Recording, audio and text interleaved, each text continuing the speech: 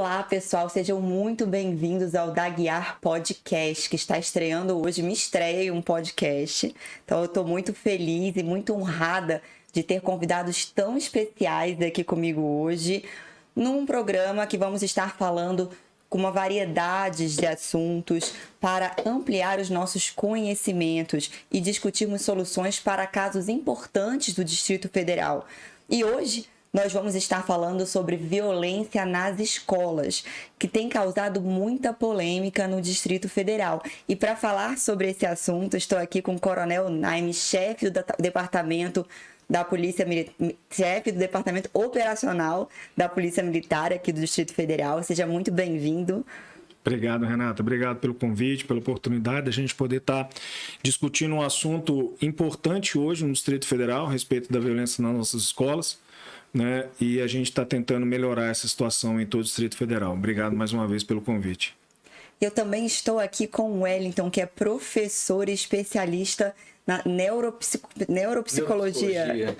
Muito bem-vindo. Obrigado. E assim nasce um podcast, né? E assim nasce um podcast. E eu fiquei tão nervosa com essa abertura, assim, primeira abertura, que eu acabei nem me apresentando. Eu sou Renata da Guiar, carioca. Estou aqui há quase 10 anos. Cheguei sozinha e fui tão bem recebida no Distrito Federal que hoje eu fico trabalhando para que estejamos ainda mais preparados aqui no DF em vários sentidos, podendo contribuir com um pouquinho de conhecimento que eu adquiri ao longo dessa minha trajetória. E também estou aqui com a minha querida amiga Ceissa, de Samambaia, uma amiga, uma pessoa muito especial e que passou por uma situação como essa, né, Ceissa? Sua filha foi vítima de violência numa escola em Samambaia. Conta pra gente como é que foi, como é que você está se sentindo. Primeiramente, boa noite. Eu agradeço muito a você ter me convidado, né, para falar um pouco sobre esse assunto. No momento, foi muito delicado, né, para mim, para ela. Foi uma violência brutal, né? Para mim foi terrível. Mas a gente está lidando, né?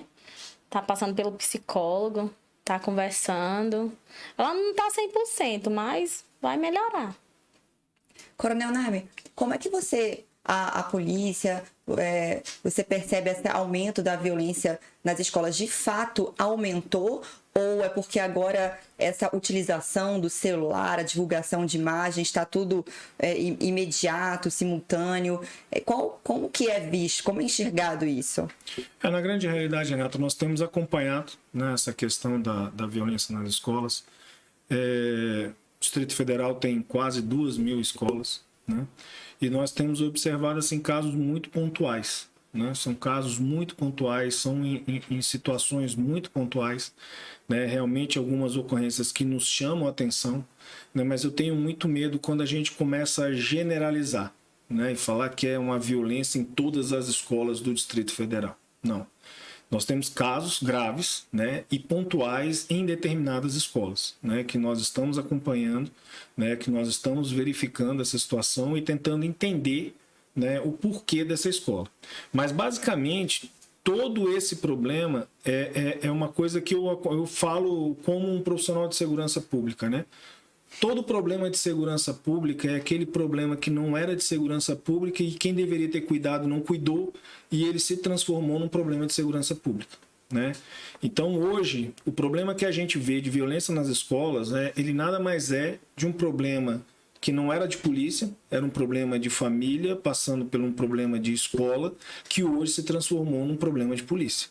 Né? Nós estamos num momento que nós precisamos repensar muito, né, qual tem sido o nosso papel como pai, como mãe dos nossos filhos dentro de casa, o que nós temos ensinado para os nossos filhos, né, qual é o tamanho da nossa ausência com nossos filhos dentro de casa, qual é o tamanho da nossa não presença, do nosso poder familiar, né? Até quando nós temos exercido o nosso poder familiar, né? Dentro de casa, com os nossos filhos, né? E entender o que isso está causando nessas crianças, né? O que isso está trazendo para essas crianças.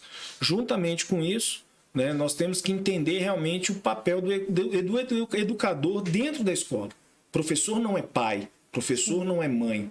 O professor ele está inserido no processo de formação do menor, ele está inserido no processo de formação formal, da educação formal da criança, mas ele não tem poder familiar. Ele não é o pai, ele não é a mãe. Ele precisa ter um papel bem definido. Né? E aí o que acontece? Muitos pais passam a sua responsabilidade de pai, a sua responsabilidade, o seu poder familiar para o professor. Para que o professor dentro de sala de aula se transforme no pai e na mãe, que não é a missão dele. Né? E juntamente com isso, né, durante os anos, a gente vem vendo um enfraquecimento da figura do professor. Sim. Né? A perda de autoridade, né? A gente vem vendo a perda de mando do professor dentro de sala de aula, né? Muita interferência dentro das ações do professor dentro de sala de aula, né? E tudo isso, né, a gente vai agregando esse problema, né, e a gente vai chegando no cenário que a gente está hoje. Fora isso, temos hoje, né, Você falou um ponto importante, que é um problema que acaba se tornando um problema de segurança Exatamente. pública. No limite, ele chega a se tornar um problema de segurança pública. E aí, eu queria só passar agora a bola para o Wellington, que é um especialista aqui em comportamento. A gente veio de uma pandemia. E, Wellington, você acha que esse comportamento dos alunos, essa agressividade, tem a ver com a pandemia? Então, houve uma mudança de hábito, né? Uma mudança de hábito. E eu acho que isso potencializou. Eu vou muito com a fala do coronel aqui, que houve uma transferência de fato, né, da família para a escola. Então, assim, tira-se a responsabilidade da família e joga-se para a escola, e isso vai virando, de fato, uma bola de neve, porque envolve políticas públicas, né? E aí, assim, eu acredito que a pandemia, de fato, ela potencializou essa mudança. Porque eu vejo que na pandemia aumentou o número de divórcios, aumento da violência doméstica, violência contra a pessoa idosa. Então a gente viu aí muitos casos de violência. E aí eu fico imaginando, e creio que muitas pessoas que estão nos assistindo também, se isso teve um impacto para o aluno. Se ele num ambiente mais agressivo, se isso pode fazer com que eles também tenham se tornado mais agressivos, e por isso a gente esteja assistindo tantos casos que têm acontecido não só no DF, mas em todo o Brasil também.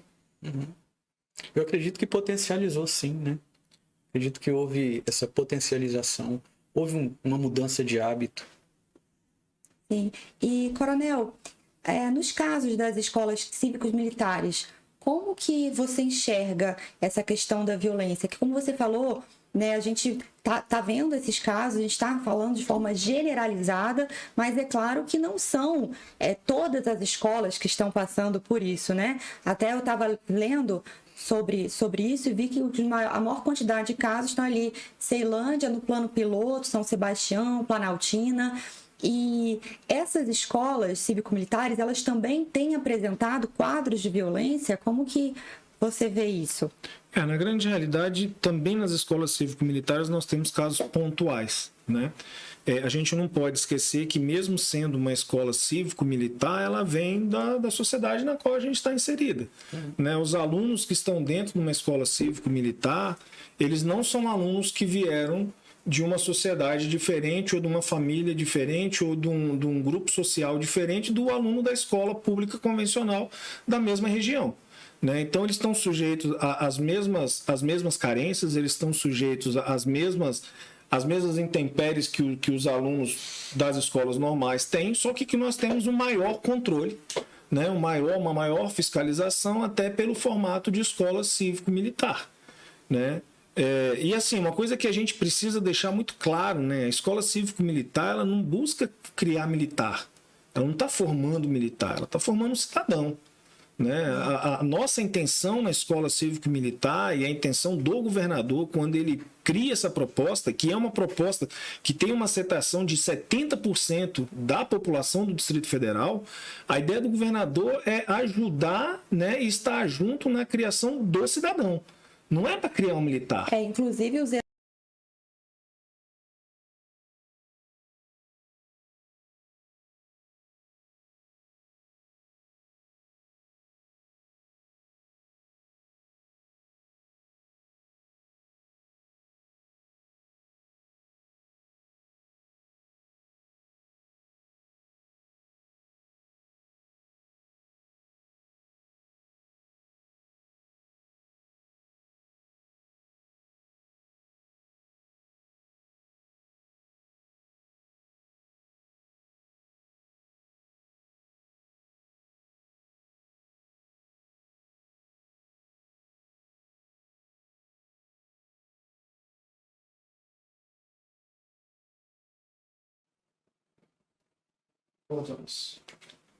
Bom, então, como eu vinha falando, Renato, é exatamente isso. A escola cívico-militar, ela tem o propósito de ajudar na formação do cidadão, né? De criar esse amor, né? Reavivar, né? Que eu acho que durante muito tempo ficou apagado, né? Nos corações da nossa escola, dos nossos alunos, das nossas crianças, esse amor pela nação. Olha, eu né? fiquei até com saudade do meu avô agora, te ouvindo, porque ele foi responsável por grandes campanhas de amor à pátria, uma bandeira em sala de aula, ele rodou o Brasil inteiro.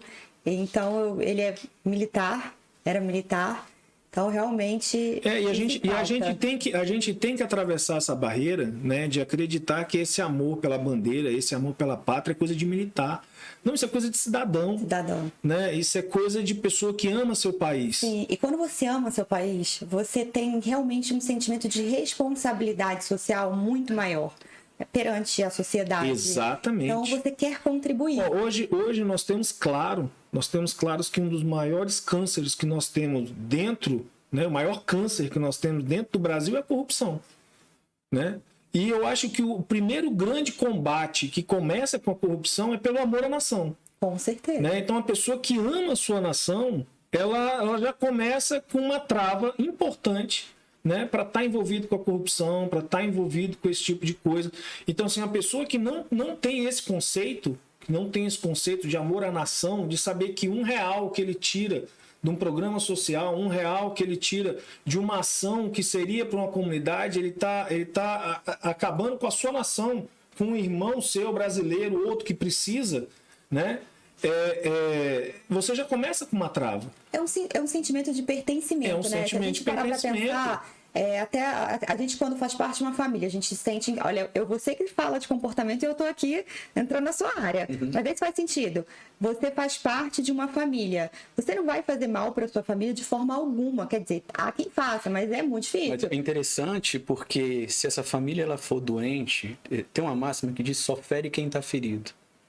Né? Eu acredito, coronel, que para amar eu preciso saber o que é o amor. Né? E aí entra aquilo que nós estávamos pontuando, de onde é que vem, qual que é a estrutura dessa adolescente, dessa criança que violenta.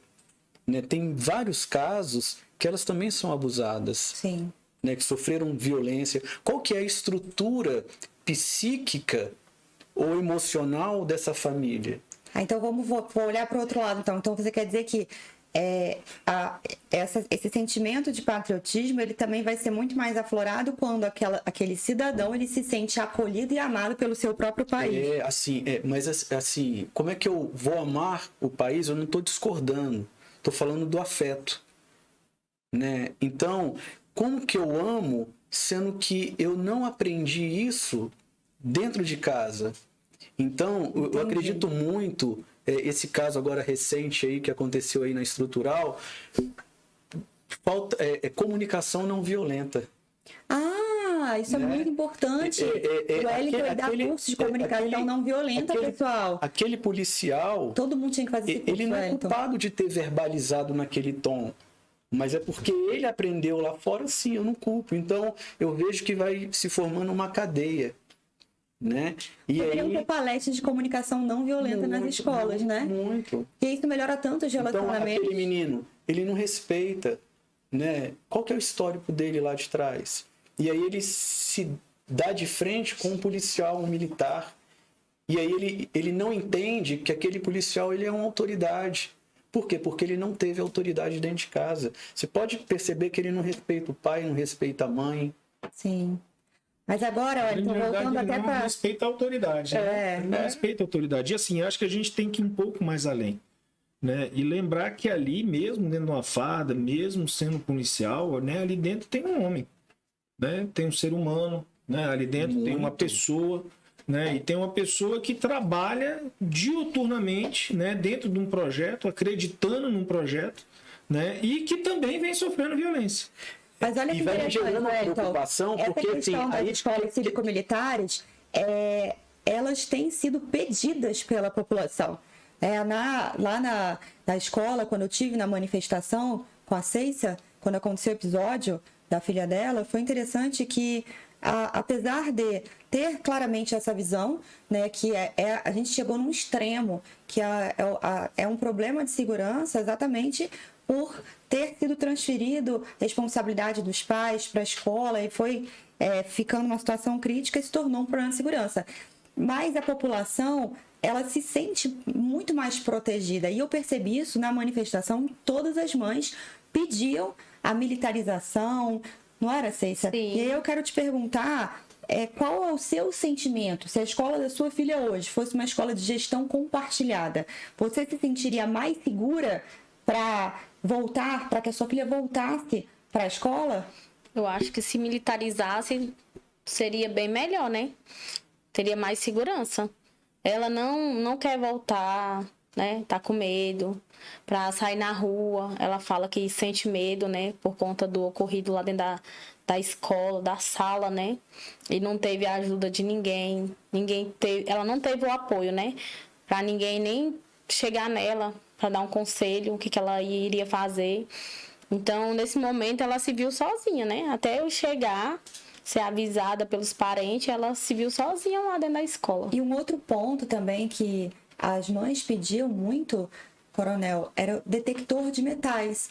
Porque eu acredito, eu defendo, eu vejo o resultado da gestão compartilhada das escolas, né? Claramente o maior foco dos professores para a parte pedagógica e os outros profissionais cuidando dessa parte cultural, da disciplina, mas, além disso, esse pedido do detector de metais também aumenta esse sentimento de segurança, porque a gente está vendo, os alunos têm levado armas para as escolas, a gente sabe que é um extremo, né? O ideal é que a gente tivesse conseguido trabalhar lá atrás, com amor, com as famílias, mas no momento de emergência que nós nos encontramos, como é que você vê isso, essa possibilidade? Porque, né, a gente sabe que são inúmeras, são 690 escolas públicas, a maioria dos casos estão nas escolas públicas, mas são 128 que foram mapeadas pela Secretaria de Segurança como as mais violentas.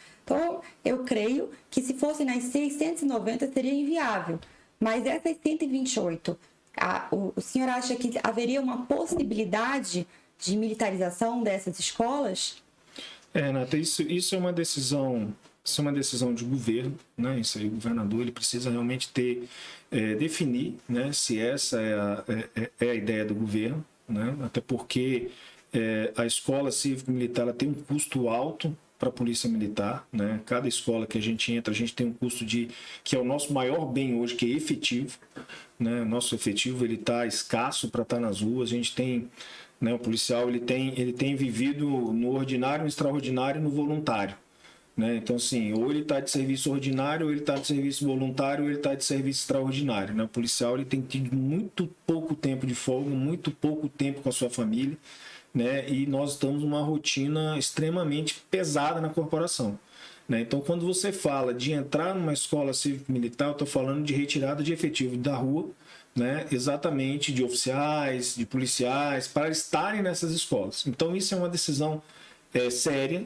né? Isso é uma decisão séria, que precisa realmente do aval do governador e o estudo disso, né? Do avanço disso dentro das possibilidades logísticas da Polícia Militar e de pessoal da Polícia Militar, né? E das outras forças do Corpo de Bombeiros também que participa disso, né?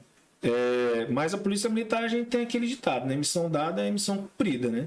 Se for determinada a Polícia Militar, a gente vai tirar água de pedra e a gente vai fazer acontecer como a gente vem fazendo acontecer nas outras escolas, né? Quanto a essa questão do detector de metal, né? O que acontece? A gente tem que ver a questão cultural, né? Por quê? Porque nos Estados Unidos, por exemplo, Estados Unidos tem escolas que têm detector de metal e culturalmente é uma coisa totalmente aceita, é uma coisa que a sociedade aceita, é normal, está dentro da cultura, né? E aí eu te pergunto, dentro da cultura brasileira, né, como é que isso é visto pelo cidadão brasileiro, né, na sua maioria ou na sua totalidade, do seu filho ser submetido a um detector de metal ao entrar na escola?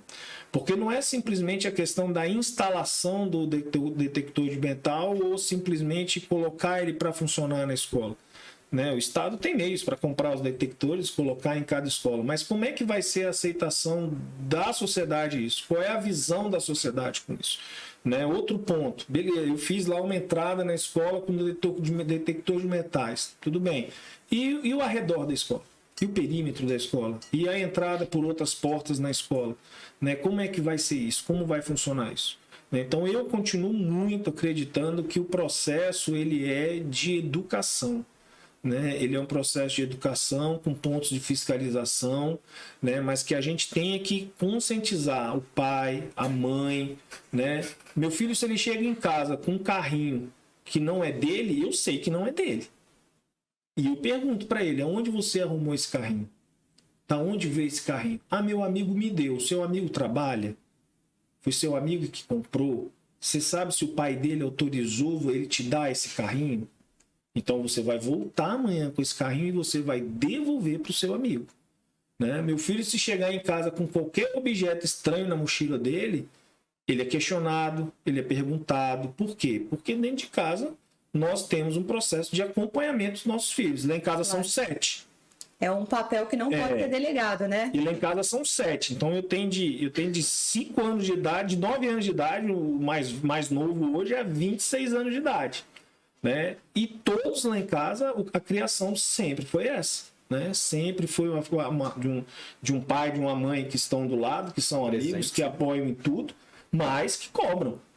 Né? Que cobram, que chegam, que perguntam. Então é isso que a gente tem que fazer. Isso tem que começar em casa. Né? Não é possível que uma menina saia de casa com 38 dentro de uma bolsa, né? E a mãe não saiba. Sim. Né? A mãe não saiba com quem essa menina está andando. Né? Um filho sai com uma faca de cozinha dentro de uma bolsa, né? E esse pai não saiba. E assim, né? O que a gente acha mais interessante, aqueles alunos mais problemáticos e aqueles alunos que a gente tem mais ocorrências com ele, quando o pai é chamado, é uma posição totalmente de defesa e de não visualização do problema. E isso a gente acompanha muito nas DCAs. Né? Quando a gente apreende o menor infrator, quando é aquele menor que cometeu um pequeno deslize, a primeira vez que está indo com a DCA, pegou um carro sem habilitação, né? Saiu com um carro sem habilitação, a PM parou na rua, conduziu para a DCA, o pai é chamado para poder buscar o filho. O comportamento desse pai é um. Agora, quando é aquele menor, quanto mais, que toda hora é preso, toda hora é apreendido, né? Toda hora está com a situação, o pai chega, o comportamento é outro. Por que a polícia não vai caçar o que fazer? O que está atrás do meu filho? Vocês não têm mais serviço? Essa perseguição. Entendeu? É uma negação total do comportamento do filho. Então isso aí pra gente que está na rua, a gente que trabalha com o menor na rua, que a gente atende ocorrência envolvendo o menor, a gente tem isso como regra. Né? Todo menor que é contumaz, né, na prática do ato infracional, né, ele tem por trás uma família ausente. Ele tem por trás uma família que não dá apoio. Né? E assim, hoje, agregado a isso, né, até completando o que o professor falou, nós temos um modelo de relacionamento, né, muito complicado. Né? As pessoas hoje se relacionam por redes sociais, sabe? Ninguém posta... Inclusive agora está tendo outros casos, né, que são alarmantes, que os jovens estão programando brigas nas redes sociais para aumentar o número de seguidores. Então, realmente, a rede social está sendo usada. E a rede social ela tem um outro lado que a gente precisa analisar, que ele não há relacionamento entre pessoas. Ninguém posta na rede social as suas frustrações, as suas dificuldades, sabe? É sempre um mundo cor-de-rosa. É o passeio... é o bom dia alegre, né? É todo mundo cor-de-rosa. Então, quem está vendo ali, ele está acreditando que a vida do outro é um mundo cor-de-rosa, né? E aí, só o lado dele, ele que tem problema, ele que tem dificuldade, ele que tem... Isso faz causar uma resistência à frustração, torna-se muito baixa, né? Esse jovem não tem mais uma resistência à frustração. Eu não estou pregando aqui ser a favor do bullying. Eu não sou a favor do bullying. Acho que isso é uma coisa errada, não deve ter sido feita. Né? Mas eu venho de uma escola que eu tinha apelido na escola. Eu também. Eu era chamada de girafa. Qual era o seu apelido? Eu era maisena. Maisena era girafa, porque eu era bem alta e bem magrinha e eu espichei muito rápido. E me chamavam de girafa. E nem por isso a gente foi pra escola com faca, né? Com arma, né? Porque você era girafa, ou era uma hiena, ou alguma coisa do tipo. E aí, olha, você também tinha um apelido na escola? Batatinha. Batatinha? Por que batatinha? Sei, até hoje eu fico me perguntando por causa disso. Agora, Ceita, eu vou aproveitar até e fazer uma pergunta que o Coronel colocou um ponto sobre detector de metais que eu não tinha parado para pensar. Né? O que você acharia melhor? Né? Ter o detector de metais e ter esse sentimento de segurança, ou você tendo um detector de metais você se sentiria mal pela sua filha ter que se submeter a essa situação, né, toda vez que ela fosse para a escola? É uma pergunta bem... opiniões, assim, divididas, né? Na minha opinião, eu acho, pra mim não teria problema, não. Porque eu sei a índole dela, né? Então, Mas ela nunca... você acharia mais confortável. Então, para você prevaleceria o Sim. sentimento de segurança. De segurança, preferia. É. Porque eu sei da índole dela, né? Que ela não levaria nada. Então, pra mim, eu ficaria tranquila. Agora, Wellington, o Coronel falou sobre a importância da educação, né? Dessa educação de casa mesmo. E como é que você enxerga isso? Eu sei que, além de tudo, você também é professor e tem um ótimo relacionamento nas escolas, tem comparecido a diversas reuniões para falar sobre esse assunto, né? Até projetos interessantes com a música. Então, eu queria também te ouvir quanto a essas possibilidades de educação, mesmo dentro das escolas, não só nesse âmbito familiar, mas outros projetos que poderiam ser implementados para amenizar essa tensão dos jovens. Então, eu acho uma coisa interessante essa cultura da paz, né? De se levar palestras, né? Fazer esse investimento no ser humano, né? Identificar essas demandas emocionais, que é o que eu estou te falando. Se não tiver uma estrutura afetiva, como é que fica isso? Eu estava querendo pontuar, por exemplo, no caso que aconteceu com a Ceissa, a filha dela foi vítima. E o outro menino também que o agrediu, ele também é vítima, porque ele teve que sair da cidade, ele teve que ir embora, ele foi ameaçado. Né? No caso do policial hoje, que eu estava saindo de casa e vi no DFTV, ele foi afastado. Então, vai se juntando... Que é o que você falou, né? De olhar o que a pessoa vive em casa, né? O resultado. Ela é resultado de uma relação, muito possivelmente, sem amor. De fato isso aqui mesmo. Cada um tem uma história. Por exemplo, ele tem uma história que os filhos foram criados dessa forma. E aqueles que não tiveram acesso? Né? Aqueles que não conseguem escutar um não. Né? Aquilo que é verbalizado, que nós colocamos dessa comunicação não violenta. Né? Como é que esse indivíduo ele recebe essa fala? Né? Então, é complexo. Né? É um trabalho multi. Né? Inclusive, a proposta do governo, do GDF, é um programa, né, que envolve diversas pastas com esse objetivo, né, com várias ações, inclusive com possibilidades de revista, mas também colocando essa cultura da paz. E esse programa do governo, que agora eu esqueci o nome dessa proposta do governo para combater esse aumento da violência, como que está sendo a aplicabilidade? Já começou? Ainda está na fase de planejamento junto com as outras secretarias? Nós tivemos já algumas reuniões, né, a respeito disso, essa questão dessa integração, porque a gente sabe que esse problema é um problema multidisciplinar, né, e que ele acaba findando na segurança pública. É mais um de tantos outros problemas que são multidisciplinares e ele acaba na segurança pública. Por exemplo, morador de rua. Morador de rua é um problema multidisciplinar. Né? Ele começa com a falta de oportunidade, vai pela falta de assistência, né? E ele acaba se transformando num problema de segurança pública. Né? Essa questão da escola é a mesma coisa. Né? E isso foi o primeiro ponto que o governador foi bem claro. Né? Logo que a gente recebeu essa demanda, o governador foi bem claro nisso. Olha, isso é um problema que resultou na segurança pública, mas é um problema disciplinar e as secretarias todas, nós temos que estar envolvidos como governo, como política pública, né? E não achar que isso é um problema somente de polícia, porque não é. Né? Essa orientação que eu estou te falando aqui, inclusive, é próprio governador. Né? Que isso é um problema multidisciplinar. Isso é um problema que a gente tem que tratar como uma política pública. Né? E de imediato já se envolveu várias secretarias, né? A própria Secretaria de Educação, Secretaria de Desenvolvimento Social, que hoje é coordenada pela primeira-dama, né? Envolveu a Secretaria de Segurança Pública, tudo o quê? Com uma vista de ter uma multidisciplinaridade tratando desse problema. Né? Que a gente possa alcançar essa criança de forma multidisciplinar e só não de forma de repressiva. Né? Porque aí a polícia, quando entra nisso, a polícia entra com uma forma muito repressiva. Né? E a Polícia Militar ela vem trabalhando já há muitos anos, né? De forma preventiva.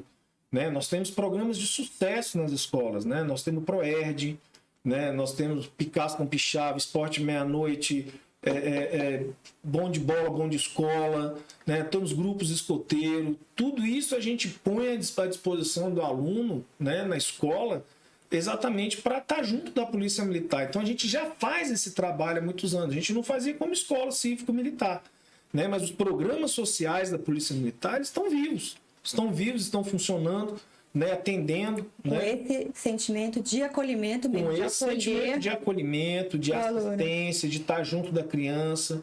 Né? Nós temos programas, eu mesmo antes de ser o chefe do departamento de operações, eu era o comandante da região de Ceilândia.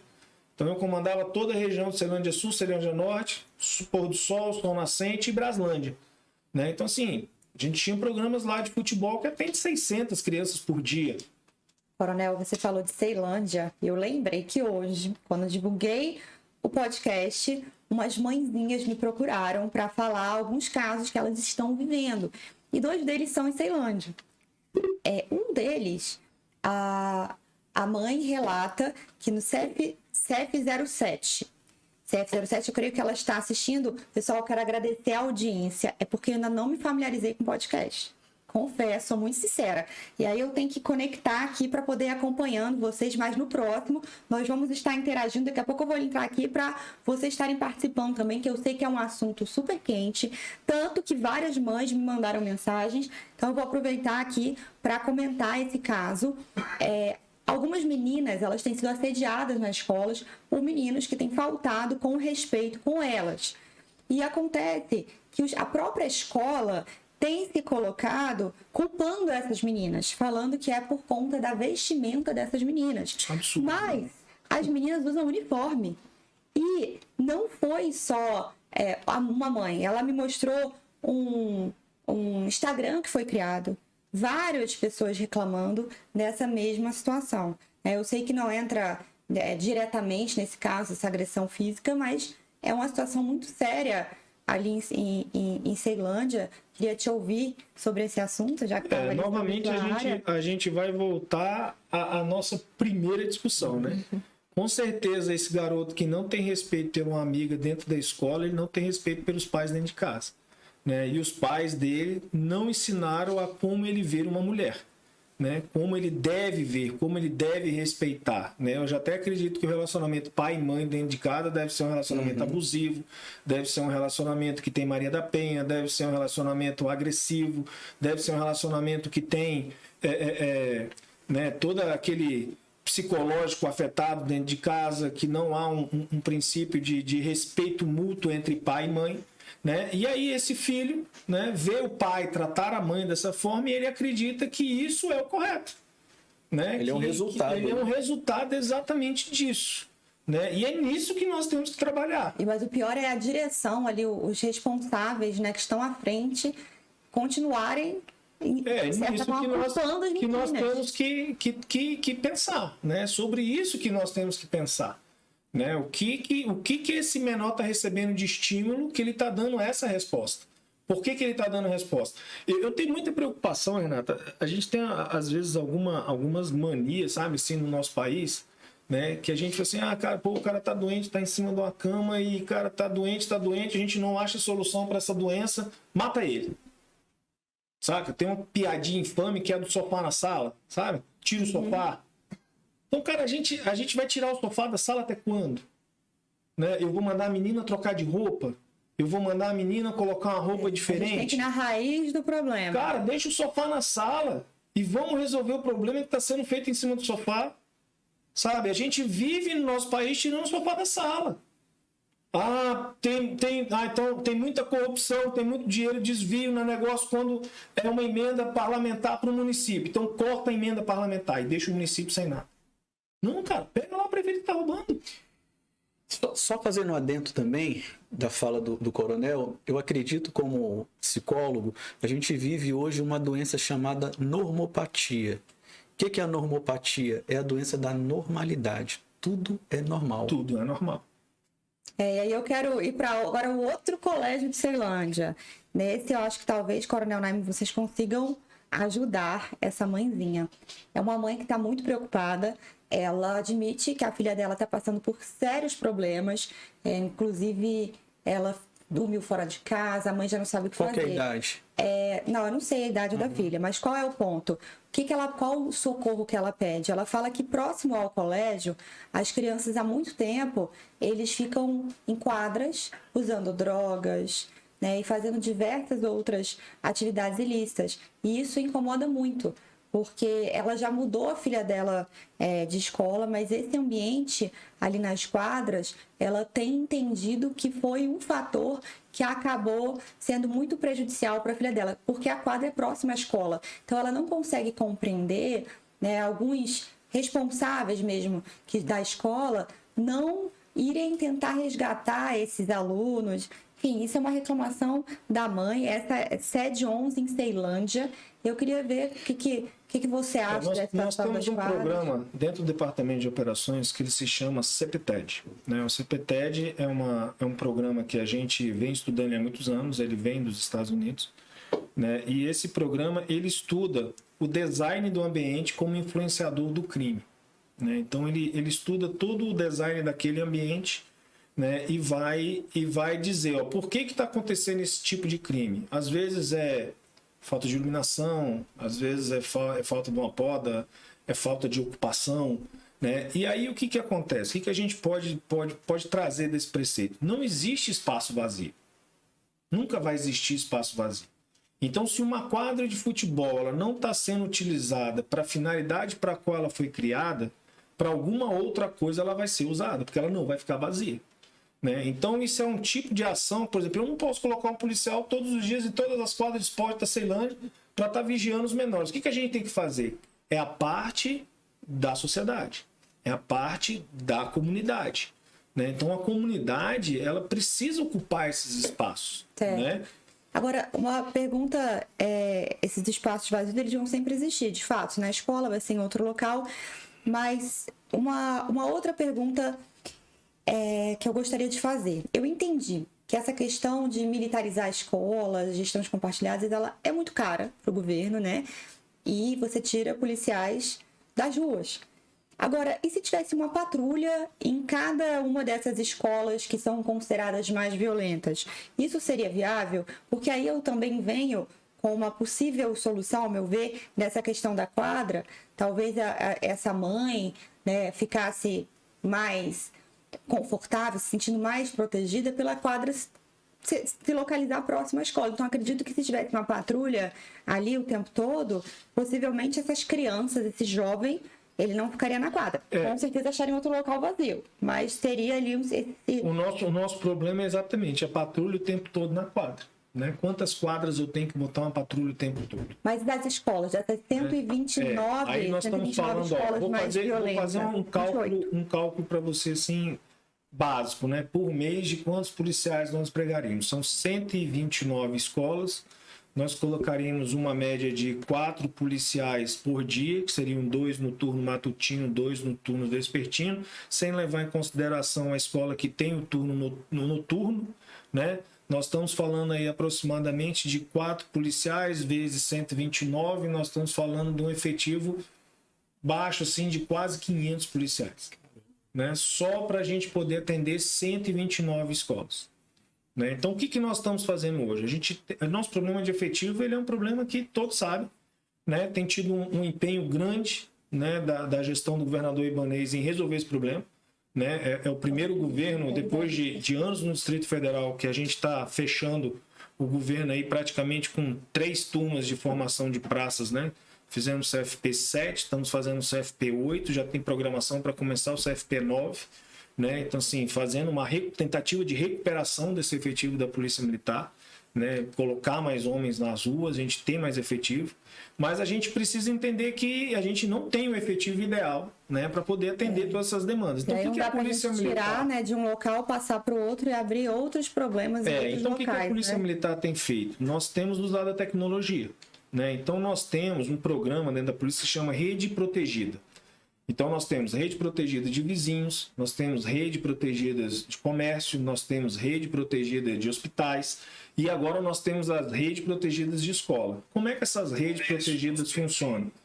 Essas redes protegidas, elas são através de WhatsApp, né? Nós temos grupos especializados, né? Em cada região, né? Nós temos grupos com representantes das escolas de cada região.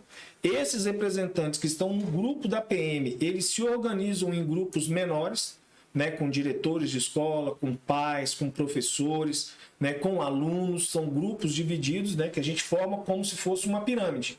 Então, esse grupo maior teve uma ocorrência, ele vai passando na cadeia, e se dentro dessa cadeia ninguém conseguir resolver, ele vai chegar no grupo menor da Polícia Militar, que vai ser acionado de imediato e a gente desloca uma viatura para verificar o problema. Né? Então, hoje, nós temos usado a tecnologia. Né? E tem funcionado bem? E tem funcionado bem, né? Nós estamos conseguindo atender. Né? Junto a isso, essas escolas, nós já reforçamos o policiamento, né? Aumentamos as cotas de serviço voluntário para esse tipo de policiamento. Né? Estamos reforçando. Né? O nosso próprio comando de policiamento especializado, que cuida do batalhão escolar, né? Nós estamos fazendo uma inversão de expediente dentro dele para que ele possa pegar do administrativo dele e estar colocando esse policial na rua para estar atendendo essa demanda desse momento de estar mais presente exatamente nessas escolas onde a gente tem o maior índice, né, de violência. Né? Então, assim, ações nós estamos tomando. Né? Nós estamos tomando. Agora, a gente não pode esquecer que mesmo com todo esse alvoroço que se criou agora com essas escolas, Brasília, nós estamos com índices, né, de 20 anos atrás. Né, que nós tínhamos 1/3 da população que nós tínhamos hoje e nós tínhamos o dobro de efetivo que a Polícia Militar tem hoje. Né? Então, assim, nós estamos no mês de abril, foi o menor índice de homicídio histórico do Distrito Federal, foi o mês de abril passado. Né? E vários outros tipos criminais nós vemos reduzindo, né? Aí passamos no momento de pandemia, todo mundo falou, não, está reduzindo por conta da pandemia.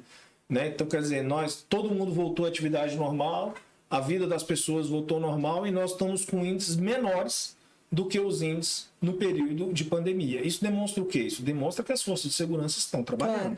Então, também pode ser que o fato da gente ter tão conectado hoje, as informações serem tão instantâneas, pode ser também que esse sentimento de insegurança ele seja exacerbado. Exatamente. Por essa Você tocou num ponto assim, tecnologia.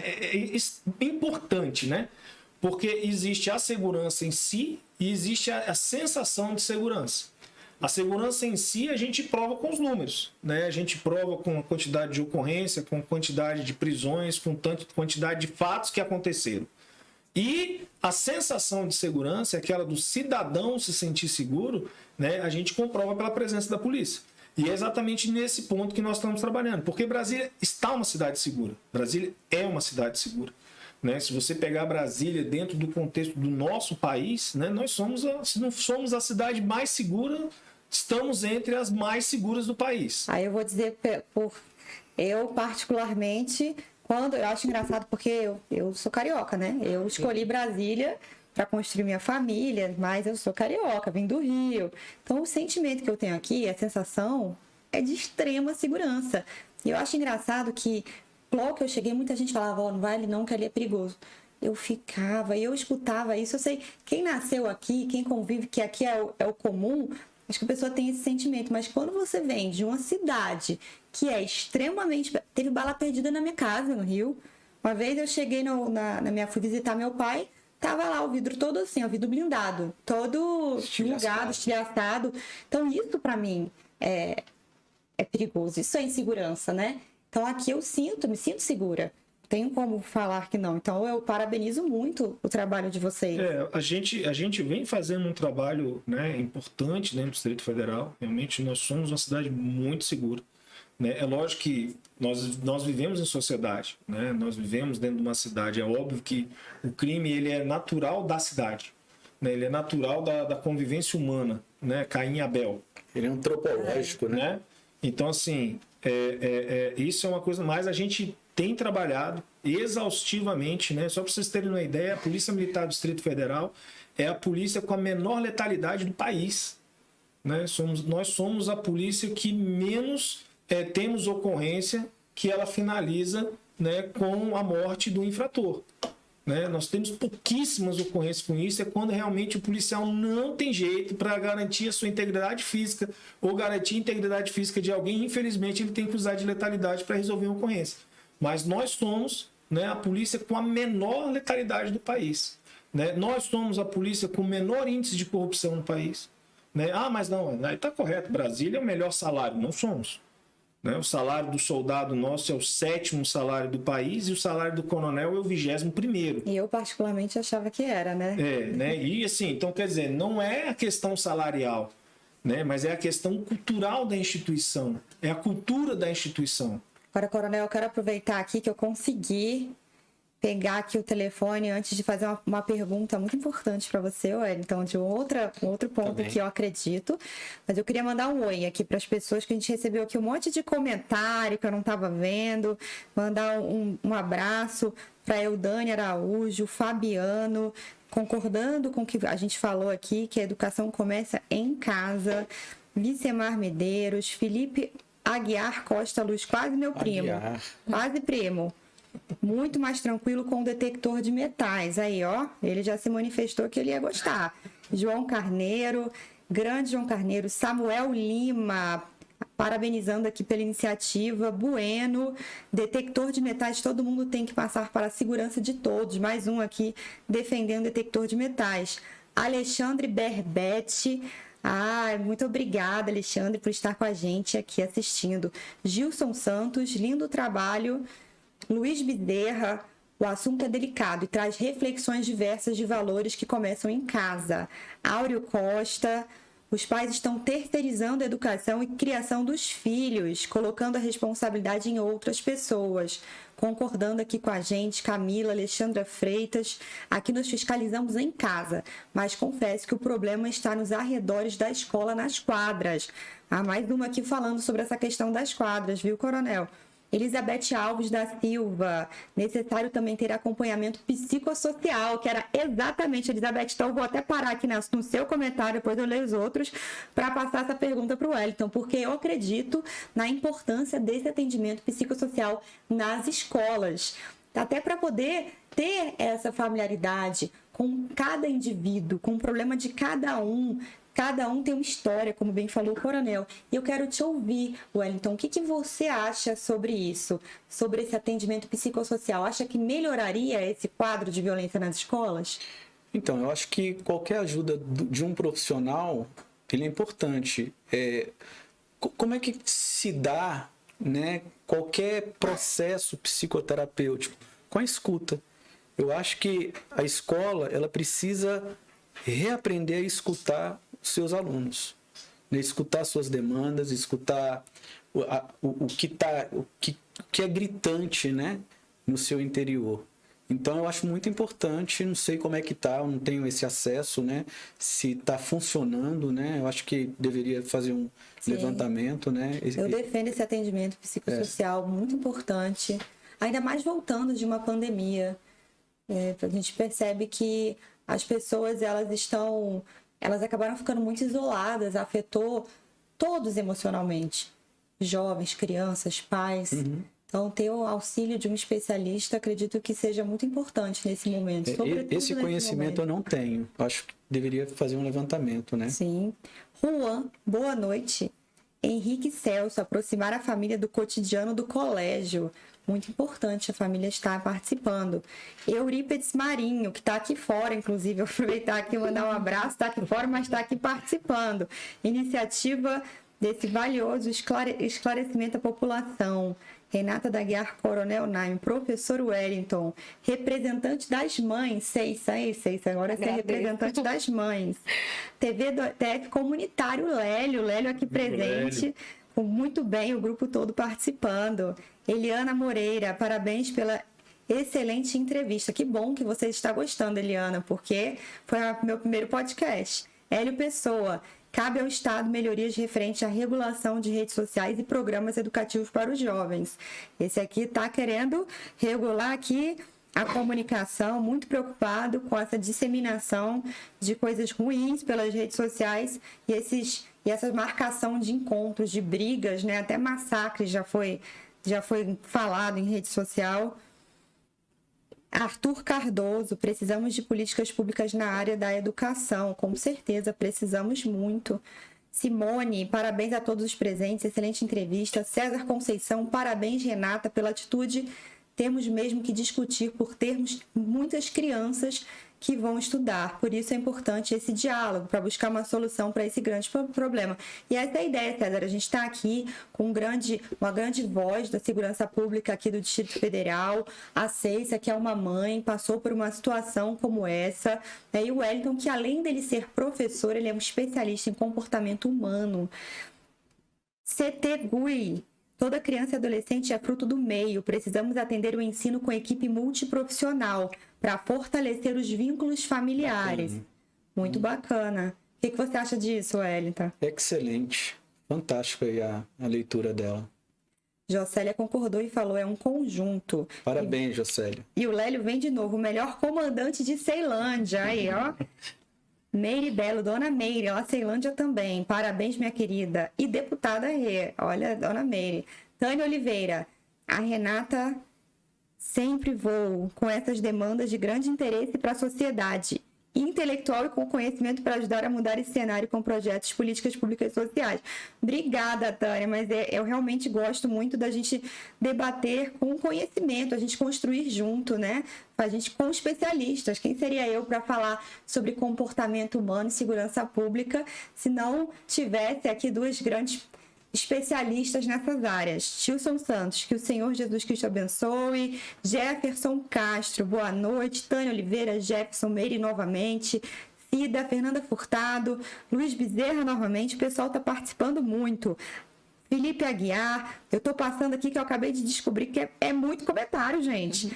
Então, eu estou feliz, eu quero agradecer demais a audiência. Eu prometo que no próximo eu vou estar acompanhando aqui o tempo todo para estar trazendo vocês também para esse debate. Fabiana Arnoldi, é assustadora a violência nas escolas.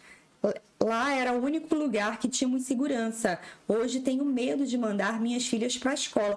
Ceissa, hoje você está com esse medo de mandar sua filha para a escola? Sim. Você também compartilha desse sentimento? Sim, ela nem conseguiu voltar, né? Tentou, mas não conseguiu.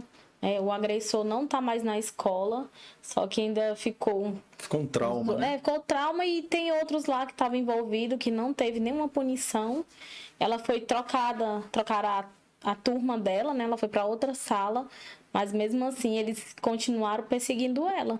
E no dia que ela retornou, ela passou mal. Ela teve uma crise de ansiedade e eu tive que buscar ela na escola. Na escola tem psicólogo?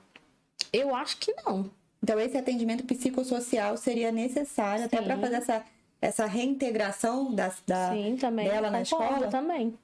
Sim, concordo. Vamos lá, Magali Neves, excelente tema. Adailton, Guarda Municipal. E aí o Felipe está pedindo, vamos pedir novos concursos, já que está faltando efetivo da polícia. O que você acha disso, coronel? Não, excelente. Inclusive, o governador já está autorizado 2.100 vagas. Né, já está autorizados os novos concursos da Polícia Militar, né, para mais 2.100 novos policiais militares que nós aguardamos ansiosamente na corporação. Eu vou, infelizmente, estou passando aqui rápido, que eu já fui aqui lembrada que faltam apenas 5 minutos, mas é um tema que realmente a população estava querendo discutir, porque é muita gente participando, fico muito feliz. E deixa eu ver aqui, para ver acho que a melhor solução é ter mais verbas e planejamento. Tem escola militar que recebe mais verbas das que não são. Isso é injusto. Trabalhei por muitos anos com a presença do batalhão escolar na escola e realmente funcionava. Os problemas eram poucos e resolvidos na hora.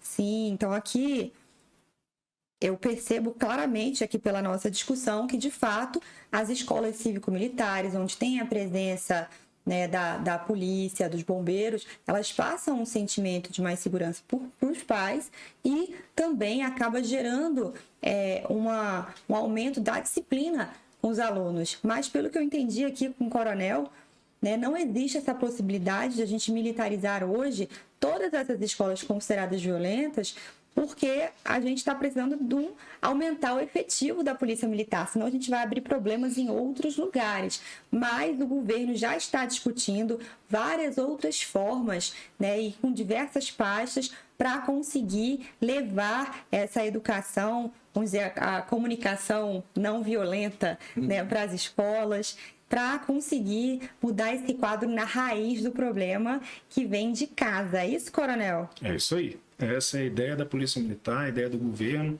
né, que a gente possa tentar resolver esse problema da melhor forma possível e mais rápido possível, né, sem que as nossas crianças nas escolas sofram com isso. Né? Também falamos aqui sobre o detector de metais. Gerou uma polêmica, mas pelo que as pessoas que participaram aqui falaram, realmente estamos precisando de detector de metais nas escolas, não é, Ceissa? Estamos precisando, realmente. Mas temos que olhar também por um outro lado, para ver como é que seria o sentimento, né, dos pais em relação a essa aceitação. Mas pelo que a gente tem ouvido, é que as pessoas têm pedido essa sensação de segurança. E eu quero agradecer muito, né, deixar aqui minhas redes sociais para vocês, @RenataDaguiarDF. Eu já estou acelerando para finalizar, porque eu já fui chamada aqui que o tempo está acabando. Eu sei que é um assunto super importante, que se deixasse a gente ficaria aqui conversando muito mais. E agradecer a participação da Ceissa, que está representando aqui a população, mesmo as mães, que várias entraram em contato, passando situações, né, nas escolas de seus filhos. E a Ceissa estava aqui para representá-las. No próximo, eu vou estar interagindo o tempo todo aqui vendo comentários, perguntas, que agora eu aprendi a fazer isso. Eu quero agradecer o Wellington, que é um grande amigo, professor, psicólogo, e entende muito do comportamento humano.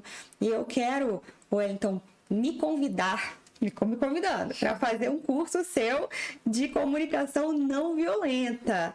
Vou levar comigo várias pessoas que eu me relaciono no meu dia a dia. Também quer isso aí, Wellington. Aqui tá todo mundo legal, convidando. quero parabenizá-la, né? Porque eu acredito muito que toda proposta ela tem uma resposta. Né? Fiquei fascinado aqui pela leitura do coronel, né?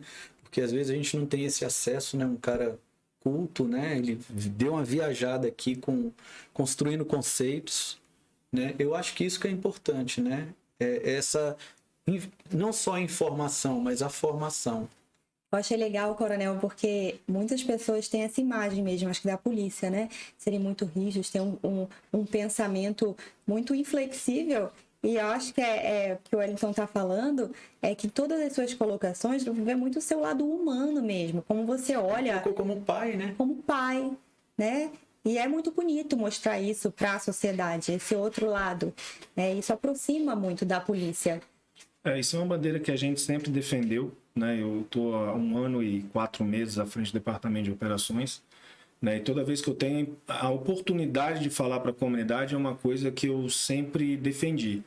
Veja o policial além da farda, né? Veja o policial além da viatura, né? Lembre-se que ali tem um pai de família, uma mãe de família, né? Que tem uma profissão, que o seu juramento é te proteger, mesmo com o sacrifício da própria vida dele.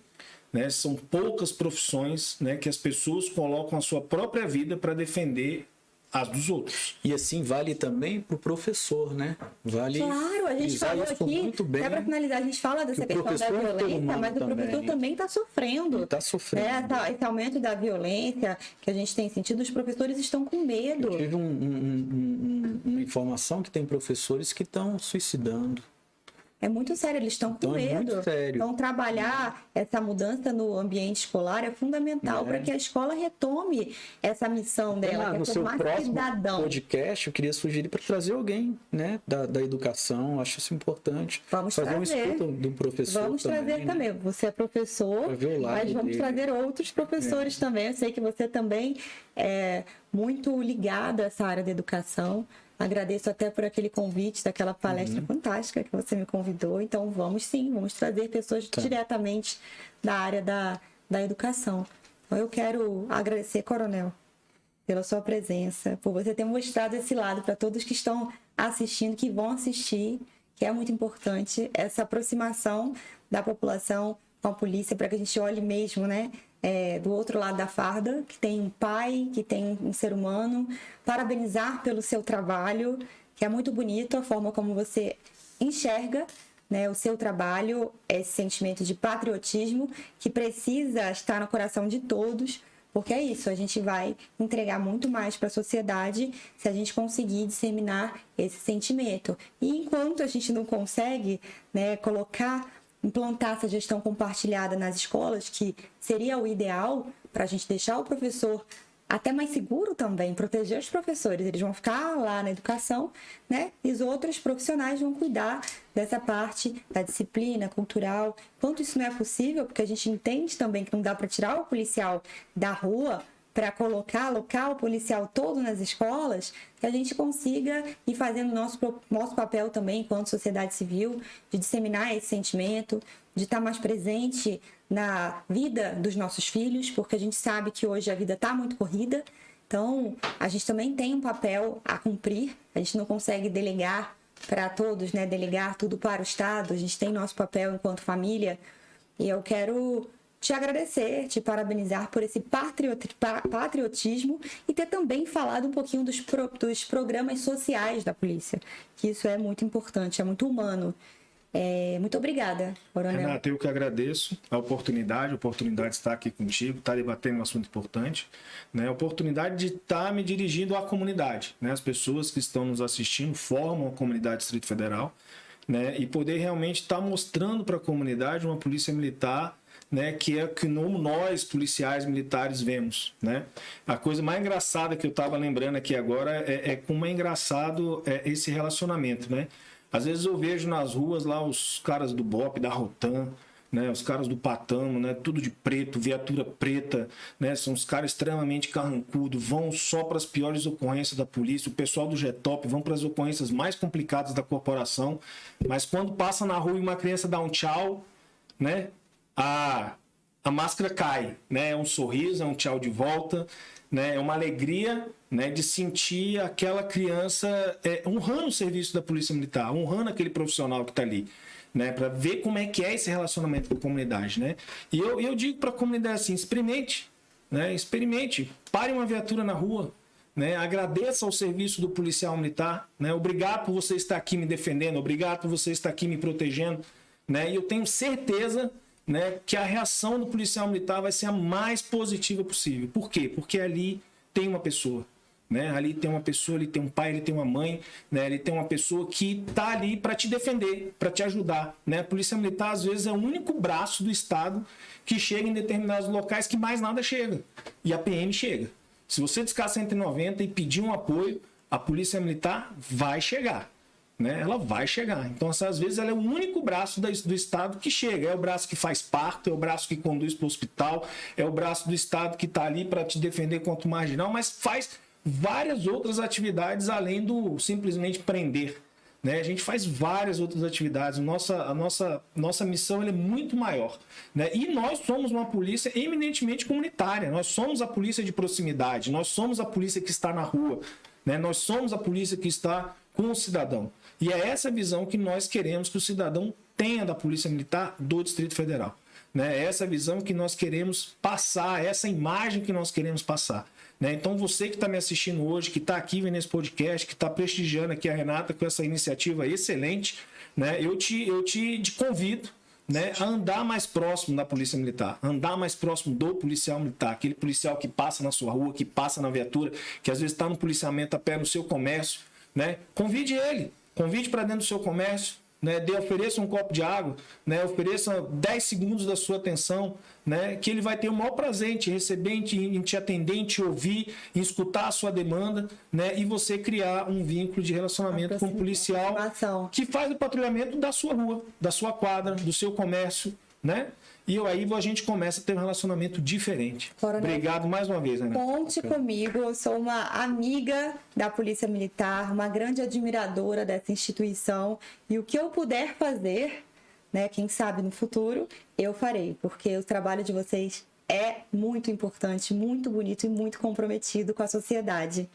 Muito obrigada a todos que estão nos assistindo. Fiquei muito feliz e na próxima vocês vão estar participando muito mais. Vou deixar aqui minhas redes sociais, @RenataDaguiarDF, no Instagram, vai lá, me segue, curte aqui a rede, né, da Rádio Corredor e estejam sempre nos assistindo e construindo soluções para o Distrito Federal. Muito obrigada, boa noite, tchau, tchau.